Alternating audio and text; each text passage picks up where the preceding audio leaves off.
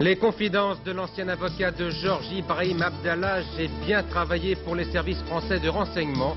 Il s'explique dans ce journal. Les experts planchent sur la sécurité des remontées mécaniques. Tous les équipements doivent être vérifiés. L'invité de ce journal, c'est Sœur Emmanuelle qui se bat pour les enfants du Caire, du Soudan et d'ailleurs. Ce vendredi 6 mars, encore un jour de détention pour les otages français au Liban. Marcel Fontaine, Marcel Carton, Jean-Paul Kaufmann et notre ami Jean-Louis Normandin n'ont toujours pas été libérés. Madame, Monsieur, bonsoir. C'est une confession. L'homme que vous allez entendre est avocat et pourtant, un jour, il a décidé de profiter de sa fonction pour travailler pour les services secrets français. Jean-Paul Mazurier qui prend aujourd'hui la parole avec, vous allez l'entendre, beaucoup d'amertume. J'ai quand même trahi, non pas Abdallah, mais j'ai violé tous les devoirs de ma profession, une profession qui reste, quoi qu'on en dise et quoi que j'ai fait, l'un des fondements de notre démocratie, l'un des remparts de la liberté.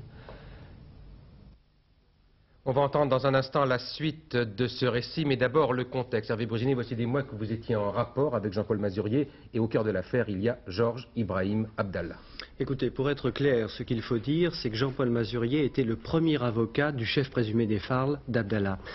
C'est lui qu'Abdallah a choisi dès son arrestation, et Maître Mazurier était aux côtés de Maître Vergès au procès de Lyon, au premier procès d'Abdallah. Donc nous sommes entrés à l'époque en relation avec Maître Mazurier, et dès que nous avons su, bien sûr, qu'il était aussi un agent secret, nous sommes à nouveau entrés en contact avec lui. Alors justement, il est avocat, et puis un beau jour, soudainement, il rejoint les services de renseignement français. Alors pourquoi?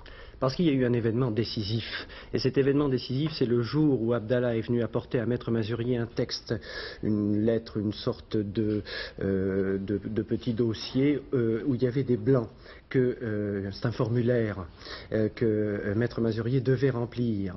En fait, c'était un tract de revendication d'un futur attentat. Et Mazurier, qui est un jeune avocat, a pris peur. Alors il a brûlé ce texte. 3 semaines plus tard, il y a eu l'attentat de la Bourdonnais, l'avenue de la Bourdonnais, qui a fait 2 morts, 2 artificiers. Et Mazurier a finalement alors décidé, par l'entremise de magistrats du palais de justice de Paris, d'entrer en relation avec les services secrets. C'est là qu'il est devenu un agent noir, comme on dit, et l'avocat a dit tout ce que lui disait Abdallah aux policiers. Et puis aujourd'hui, donc, Jean-Paul Mazurier craque, on va l'entendre. Alors pourquoi, là encore, cette décision soudaine de tout déballer? Parce que cette vie devenait intenable. Elle était entièrement basée sur le mensonge. Et puis, même si Jean-Paul Mazurier a pu éviter des attentats, il y a quelques mois, il a eu le sentiment que son rôle devenait inutile. Alors, dans le livre de Laurent Galli, finalement, il a décidé de livrer son passé d'agent secret, d'avocat, et pour finalement, comme il le dit lui, que son présent maintenant lui appartienne. Voici donc maintenant cette confession que vous avez recueillie il y a quelques heures en compagnie de Dominique Thiers, avec des révélations bien surprenantes sur les projets justement de Georges Ibrahim Abdallah. Abdallah est revenu me voir en 84, il revenait avec un projet monstrueux dont il ne m'a pas donné les détails, mais qui visait à faire libérer des détenus, des prisonniers politiques en France, en Israël, en Allemagne de l'Ouest, en Italie, détenus qui serviraient à former une internationale révolutionnaire. Abdallah me disait clairement qu'il y aurait quelque chose qui viserait les intérêts français, une opération qui ne se déroulerait pas en France, mais qui serait suffisamment sanglante pour que les États plient, pour que différents États plient. Ce qui m'a beaucoup choqué, dès le départ, c'est de voir qu'il y avait une absence de synchronisation entre les services, qu'il n'y avait aucun lien. Que non seulement il n'y avait aucun lien, mais qu'en plus, je vais abonder dans un cliché, il y avait véritablement une guerre des services. Tout à l'heure, vous me demandiez comment se passaient mes rendez-vous. Je ne vous ai pas répondu, je ne vous répondrai pas, je vous dirai simplement une chose, c'est que on devait prendre beaucoup de précautions à l'égard de nos ennemis potentiels, et on pourrait penser que ces ennemis étaient les phares, ou Action Directe, ou peu importe. En fait, les précautions que l'on prenait, c'était pour se garantir de la DST. Quand je fais le bilan de mon action, mais c'est une interrogation, ce n'est fondé sur rien, je me demande vraiment si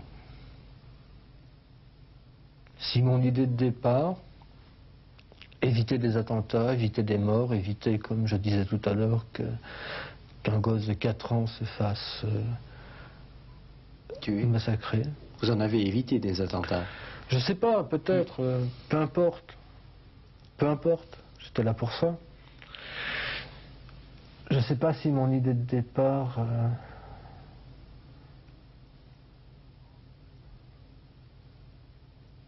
Je ne sais pas si j'ai réalisé ce que je voulais faire. Et quand je dis cela, ce n'est pas le constat d'échec d'un service, même si je peux le critiquer, et même s'il est critiquable, c'est mon constat d'échec à moi. Je pense que, tout bêtement, je n'ai pas été à la hauteur.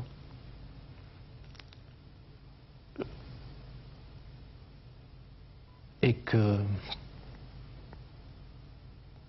on pourrait reprocher aujourd'hui au service secret français de s'être adressé à quelqu'un, d'avoir parachuté quelqu'un, plus exactement, dans un milieu qui n'était pas le sien, paramilitaire, militaire. Quelqu'un qui n'était pas fait pour ça. Vous quittez la maison pour laquelle vous avez travaillé ?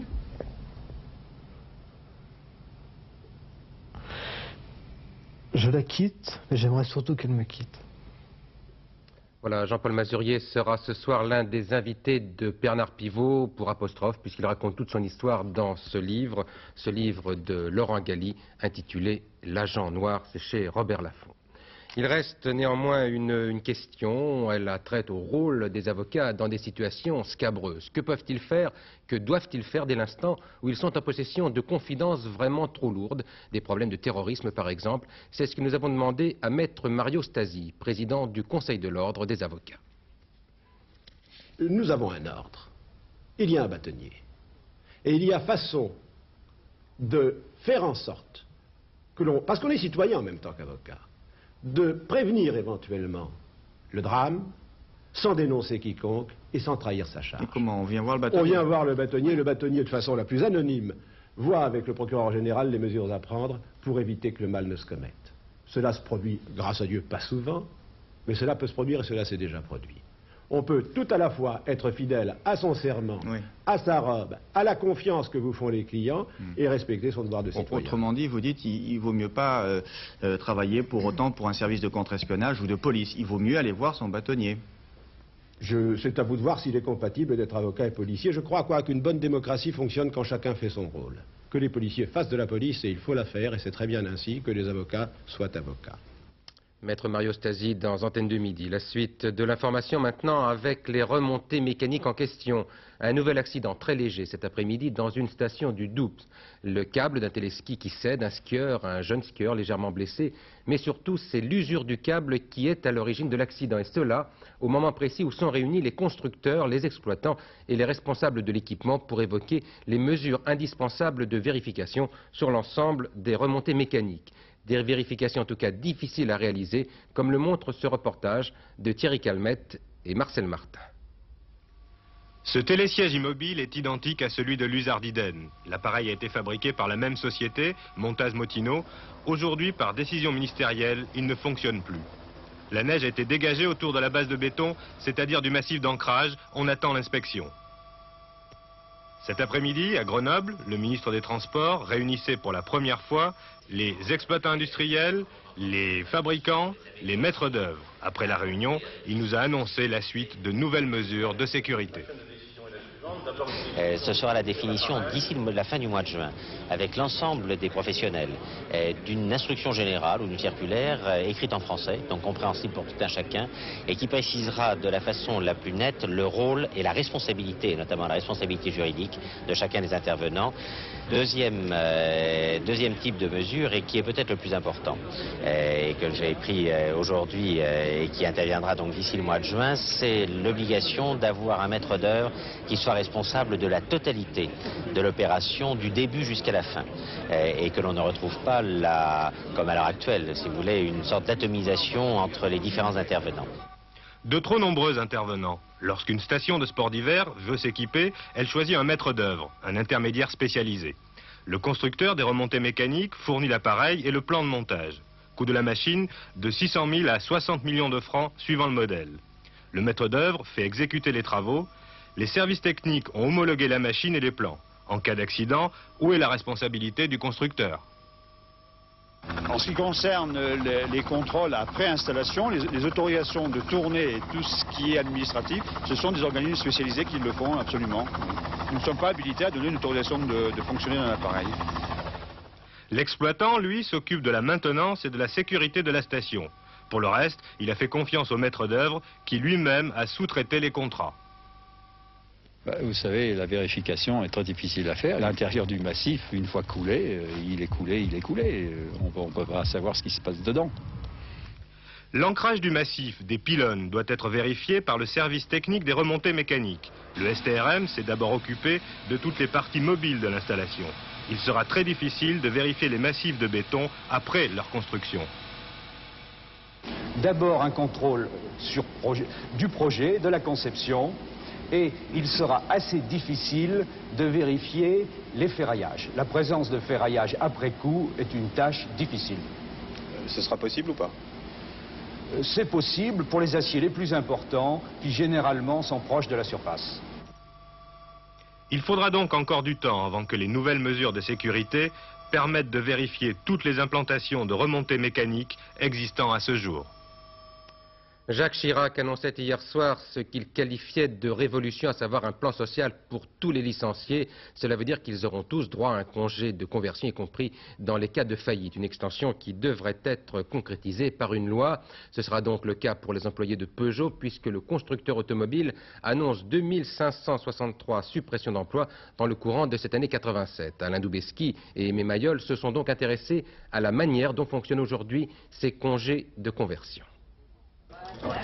Ils arrosent la fin de leur stage, la fin d'un contrat conversion. Généralisé en décembre dernier, ces contrats permettent à des travailleurs licenciés pour raisons économiques de bénéficier, sous certaines conditions, d'une formation de 300 heures étalée sur 5 mois. Ils touchent environ 70% de leur salaire antérieur. J'étais électromécanicien à la Thomson et j'ai été licencié pour motif économique. J'ai donc suivi à l'AFPA une préformation de technicien et j'ai bon espoir pour trouver un emploi par la suite. Plus de chance ? Beaucoup plus de chance étant donné que je vais pouvoir avoir un diplôme professionnel, ce que je n'avais pas avant. Jusqu'à présent, ces contrats conversion étaient réservés aux salariés ayant travaillé plus de 2 ans dans une entreprise employant plus de 50 personnes. Cette mesure va être étendue à toutes les entreprises en faillite ou qui licencient pour raisons économiques. Mais alors, ce centre qui forme 450 stagiaires par an pourra-t-il faire plus et répondre à la demande même locale? Nous, non. Sur le secteur, certainement pas. Mais d'autres organismes devront se créer. Devraient se créer ou développer leur activité et en avoir les moyens. Actuellement, il n'est pas sûr que les moyens soient à la hauteur des ambitions. Les centres de formation affichent déjà complet alors que l'on compte chaque mois 20 000 nouveaux licenciés économiques de plus. Et puis, deuxième limite, si les stages augmentent les chances de reclassement, ils ne débouchent pas forcément sur un emploi. Alain Juppé, le ministre du Budget, vient d'annoncer que le gouvernement allait consacrer 3 milliards de francs dès cette année à un plan en faveur des chômeurs, avec une prise en compte particulière des chômeurs de longue durée et des chômeurs âgés. La prochaine société privatisée en France sera la Société Générale Alsacienne de Banque. L'annonce en a été faite ce soir par Édouard Balladur. Les actions seront vendues dès lundi au prix de 125 francs pièce. La Commission nationale de la communication et des libertés, la CNCL, qui instruit en ce moment les candidatures des repreneurs éventuels de TF1, vient de publier un communiqué dont je vous donne maintenant lecture. Dans ce communiqué, la CNCL rappelle que sa décision ne saurait en aucune façon être influencée par des déclarations ou par des démarches, d'où qu'elles viennent et quels qu'en soient les auteurs. Voilà, pas d'autres précisions. L'invité de ce journal, c'est Sœur Emmanuelle, que vous connaissez bien pour le travail qu'elle réalise en Égypte et au Soudan, aux côtés des enfants laissés pour compte. On vous appelle la sœur des chiffonniers, Sœur Emmanuelle. Vous étiez ici il y a tout juste un an. Oui. Vous êtes ici pour trouver des fonds pour votre œuvre. Alors, avant de parler de vos besoins, de vos problèmes, eh bien, on va rappeler rapidement en quoi consiste votre œuvre, avec un reportage d'Alain Saint qui était à vos côtés il y a quelques jours. Le Caire, 14 millions d'habitants. L'une des villes les plus peuplées du monde. Derrière ces immeubles, derrière les quartiers riches, dans les ruelles des faubourgs, des pyramides de détritus. La municipalité commence tout juste à organiser un service officiel de ramassage des ordures. Depuis toujours, c'est l'affaire des abalines, ce sont des chrétiens coptes. Chaque matin, ils envoient les enfants débarrasser la ville de ces rejets. Ils sont 15 000 à vivre ici, à l'écart, sur leurs montagnes puantes. Pour métier, le tri perpétuel de toutes les matières susceptibles d'être recyclées. Pour salaire, quelques piastres en échange de tonnes de plastique, de chiffons, de papiers et de ferrailles. Au milieu des parias de la décharge, une religieuse de 79 ans, qui a tout quitté pour vivre ici, parmi eux son sacerdoce. Depuis 16 ans, elle est de toute leur corvée. L'Égyptien est parmi les peuples les plus intelligents. Si vous l'aidez à mettre le pied dans l'étrier, il va courir sur la route plus vite que les autres. Lorsque nous, les Gaulois, nos ancêtres vêtus de peau de bête vivaient dans les forêts, eux, ils construisaient les pyramides. C'est un des peuples les plus intelligents du monde et les plus sympathiques du monde. Tant de richesses inexploitées. Pour en tirer parti, il y a les dons et la foi de Sœur Emmanuelle, la création de centres d'apprentissage, mais il faut aussi enrayer la mortalité infantile. Il y a 10 ans, 4 enfants sur 10 mouraient dès leur première année. Aujourd'hui, ils sont 75% à survivre. Le grand défi, c'était aussi la scolarisation de ces centaines d'enfants de chiffonniers. Eux sont déjà presque sauvés. Ils apprennent à lire et à écrire. Et puis, une autre initiative de Sœur Emmanuelle, convaincre des jeunes de venir bénévolement ici pour participer à cette énorme tâche. Ils sont une quinzaine, venus de diverses régions françaises, à avoir financé eux-mêmes leur voyage. L'originalité de l'association, c'est qu'on s'adresse à des gens qui ne sont pas spécialistes. C'est-à-dire que tous les gens qui ne sont pas ni médecins, ni infirmières, ni etc., peuvent trouver là l'occasion de partir, alors qu'ils sont la plupart du temps refusés par les autres organismes. Le bidonville change de visage. Les tôles ondulées qui servent encore d'habitation disparaissent petit à petit et à leur place naissent des maisons de briques et de béton. Pierre par pierre, les oubliés du Caire se construisent un avenir. Sœur Emmanuelle, vous étiez donc avec nous au mois de mai dernier, je m'en souviens. Est-ce que les choses ont un petit peu évolué, un petit peu progressé depuis? Oui, bien sûr, ça a progressé. Entre autres, donc, l'école marche de mieux en mieux, avec 700 petits chiffonniers qui, tous les jours, tout propres, tout mignons, intelligents, vont donc à l'école. Ensuite, la grande inauguration de ce dernier mois, c'est l'usine de compost. Alors maintenant, nous avons un grand espoir que tous ces résidus d'ordures ménagères, qui étaient la cause des maladies et de la mort, spécialement de beaucoup de bébés, vont être transformés en compost, en fertilisant pour la terre d'Égypte. Ça, c'est de la mort naît la vie.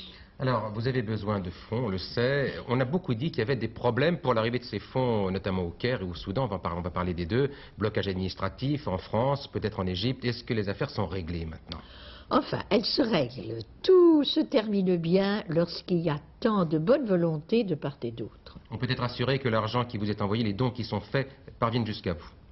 Ah ben oui, bien sûr. C'est-à-dire qu'ils parviennent directement pour aider les chiffonniers d'une part et le Soudan de l'autre. Le Soudan, c'est la nouvelle priorité pour vous? C'est la nouvelle priorité. Je reviens du Soudan. Alors, voyez-vous, ça, c'est impossible.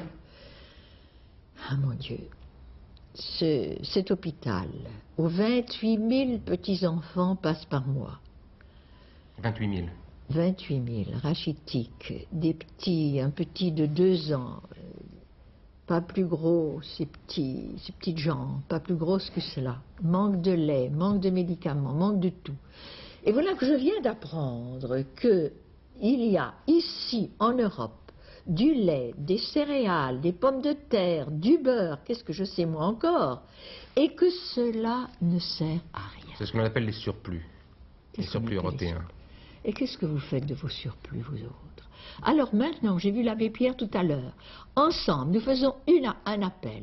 C'est pas possible que le lait reste stocké en Europe. Ce lait doit être envoyé au Soudan pour sauver ces milliers de petits-enfants. Si vous voyez la mère qui n'a plus de lait et qui serre sur son cœur un bébé qui se meurt parce qu'il n'a rien à prendre, parce qu'il n'a pas de lait, et que vous avez votre lait qui reste stocké, mais enfin c'est un crime impardonnable. Alors avec l'abbé Pierre, nous lançons cela. Nous allons demander à la communauté européenne de faire quelque chose, de nous envoyer ce lait. Nous allons demander à Air France de nous faire parvenir ce lait. Et là-bas, j'ai vu moi-même cet hôpital dirigé par un certain docteur Gaffard, un homme remarquable, qui avec le gouvernement fait tout ce qu'il peut. Et nous devons l'aider. Et nous allons l'aider. Nous allons lancer une campagne. Les responsables européens vous entendent certainement en ce moment. Beaucoup sont devant cette chaîne ce soir et donc j'espère vous ont entendu. Mais une question quand même. Vous arrivez en France, vous avez vu l'abbé Pierre, tout ne va pas pour le mieux en France. Et quel est votre sentiment ?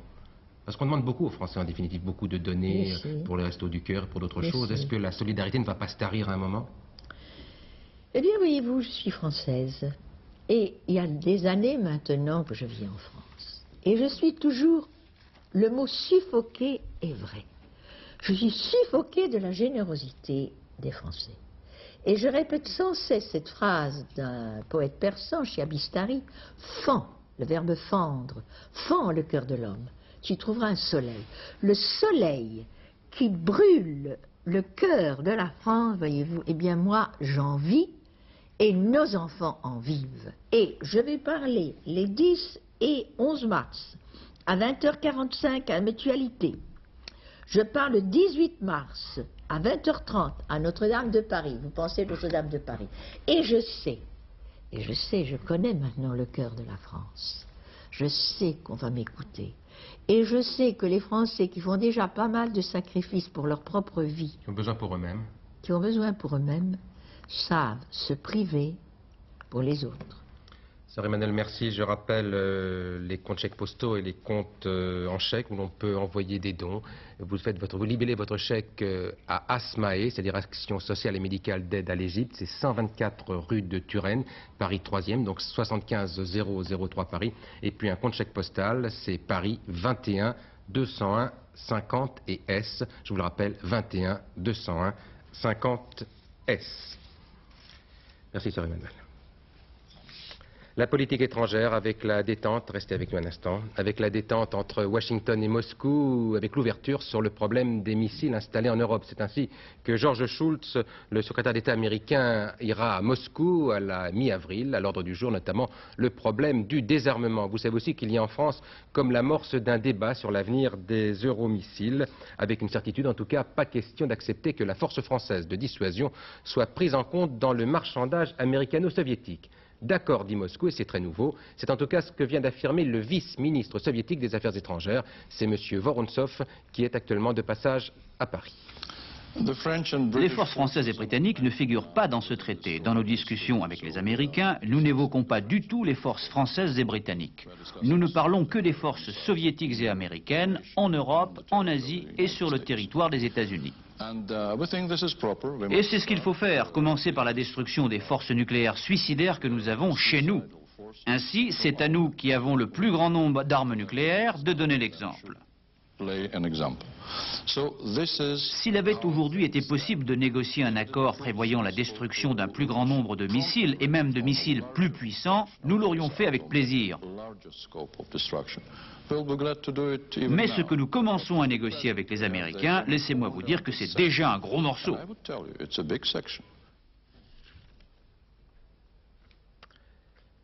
Voilà, le fragile équilibre des sondages, c'était la détresse il y a seulement 48 heures pour le président américain Ronald Reagan, mouillé jusqu'aux genoux dans l'affaire de l'Iran Gate. Il a suffi qu'il reconnaisse ses torts hier à la télévision pour que les Américains lui retrouvent quelques charmes, plus 10 points en quelques heures, comme quoi la vérité est décidément bien une vertu.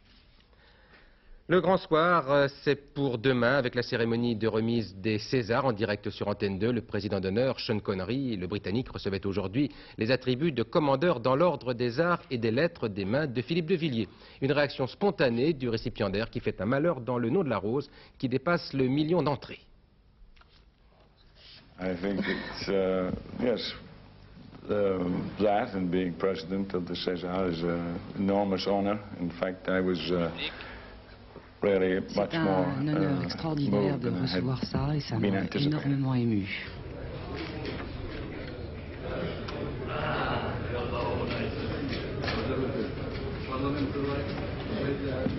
Voilà, c'était très bref mais très senti.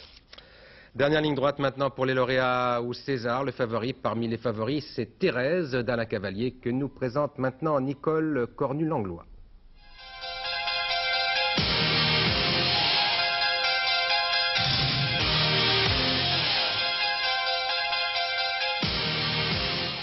Nomination, 1 100 000 entrées, Thérèse. Un superbe film sur la vie de Sainte Thérèse par Alain Cavalier.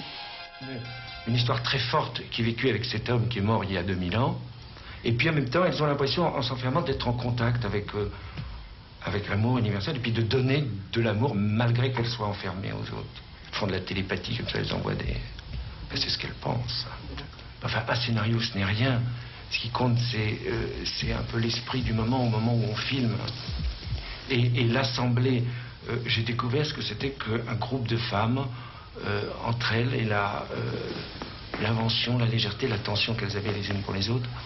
Et la délicatesse, c'était des choses qui, par rapport à la rudesse des groupes d'hommes, j'espère que la caméra a enregistré ça. Peut-être le titre de meilleur espoir féminin pour Catherine Mouchet. Sa miséricorde, la pauvreté de l'ordre et la compagnie des sœurs. Un film rigoureux, émouvant et insolent, béni des dieux, qui devrait s'illuminer demain de nombreux Césars.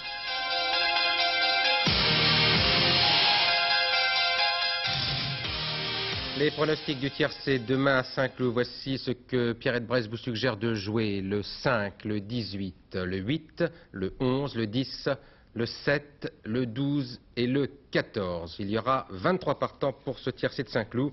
Et puis la météo avec Brigitte Simonetta, une météo tendresse ce soir. C'est vrai, c'est une météo mi-brise, mi-câlin. Il y a un peu tout et cela nous donne une France coupée en deux. Alors nous allons regarder pourquoi sur l'image satellite.